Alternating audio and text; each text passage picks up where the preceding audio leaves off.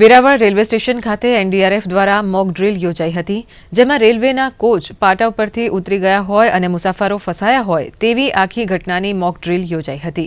સાથે જ mock drill દરમિયાન આવેલી ખામીઓને સુધારી આગામી સમયમાં વધુ અસરકારક બનાવવા સૂચનો આપવામાં આવ્યા હતા।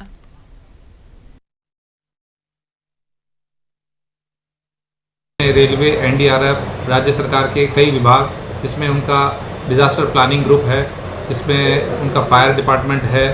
हमने यहाँ पे पुलिस, जो लोकल पुलिस है, लोकल मेडिकल फैसिलिटीज़ है, उनको भी इन्वॉल्व किया और सबने मिलकर एक इस तरीके का अभ्यास किया जिसमें हमने सिनेरियो क्रिएट किया कि किसी यदि ट्रेन का एक्सीडेंट हो जाता है, उसमें पैसेंजर फंस जाते हैं किसी कोच में, तो हम उनको कैसे निकालेंगे। और सभी ने मिलकर एक बहुत ही अच्छा प्रदर्शन किया।